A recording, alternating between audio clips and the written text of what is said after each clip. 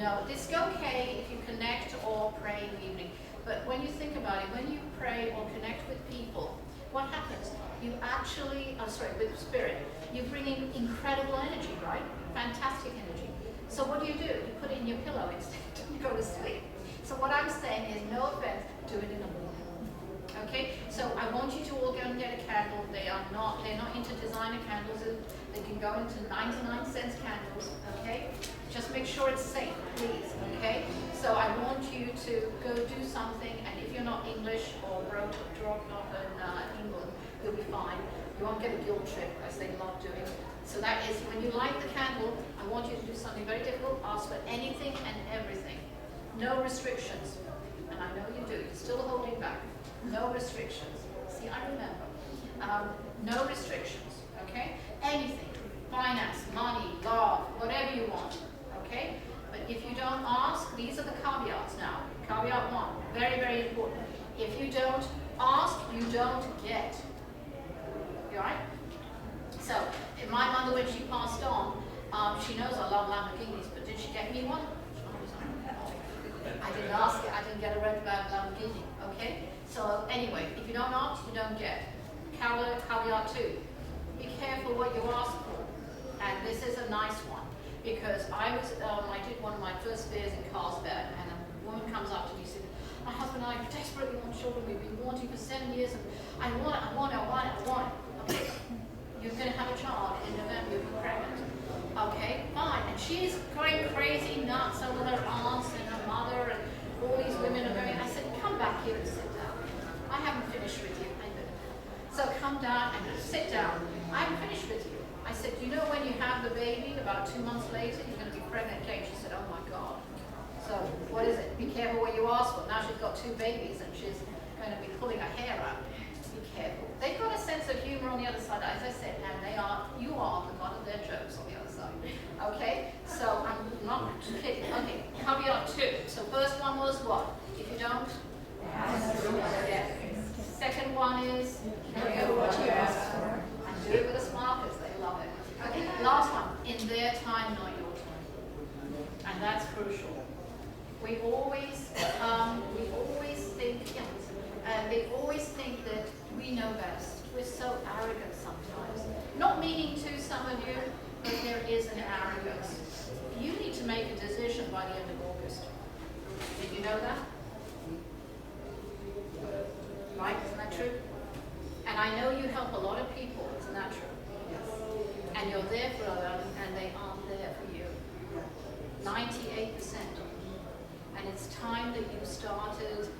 And this is one of the signs, by the way. You're going to be, who here has been finding in their life, and I'll get back to the camera in a minute. They do this all the time. But anyway, it's very distracting. So anyway, who here has been feeling that with their friends and family, they've been kind of backing away? And they've been saying, oh, well, I don't want to be next to you, or I want to be alone, I want to be insular, I just don't want this person. You're changing your friendships. You want to be not alone. This is what I call in the book, chapter called debarking. What you're doing is you're in a renewal of life. This is no coincidence, and I'm not kind of blowing this up here, but that you're all listening to this. It's for a reason that you're all here, you understand? To receive that snippet of information. And that is debarking, is that who's here in part of that debarking are going through depression. Depression is a fantastic thing. I don't like it myself. Let me underline that. But if it's not a clinical depression, it's a darn good thing. There are 2 videos on YouTube. I've put as much free information as possible. Depression. I always liken it to a caterpillar going into a cocoon. What happens when you go into the cocoon? Transformation, right? But what happens inside? Did you know that when you go into the caterpillar goes into a cocoon, it melts down to its cellular level? What are you doing through your transformation? Why are you going through depression and angst? And you can get a bit in people's face, don't you? Yeah. That big bust here, right? When you want something, you just go for it. And that's not a bad thing, it's a great thing. But with you, So it's not been happening since February. You can't lie to me. I tell that to my fiance. Really nervous. So anyway, see, I'm pretty darn accurate, and I'm accurate on my timing, so watch it. But you need to realize that these are all the signs, and this is only 1% of the signs I've put in the book. There's more on the YouTube, but I'll try and get the book out in about 5 weeks. I said that about 2 days ago. Sorry? How do we get you on YouTube? You can actually just put my name, Darshini in Spirit, your list of pies here, and then you'll see 165 of them or something. But I try and upload as much as I can and teach. I'm on the radio too, as you said. I'm actually going to be on another radio show. Oh, yeah, we've got a radio host here, and on Santa Barbara TV on Wednesday. But basically, back to that debarking. It is part of the debarking process. You are in a major life change, all right? And that is why you're getting depression. You're fighting yourself. You're getting argumentative. Your emotions are crying more. Even if they see a little kitty, they're getting a bit emotional and upset, and the logics are getting mad. So good luck with that. So you're getting all these conflicts, all right? So this is normal.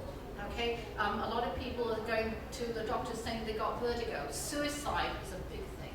I predicted how many suicides, not to be kind of joining that, it's going to get worse. There are going to be far more suicides because these are people who don't realize.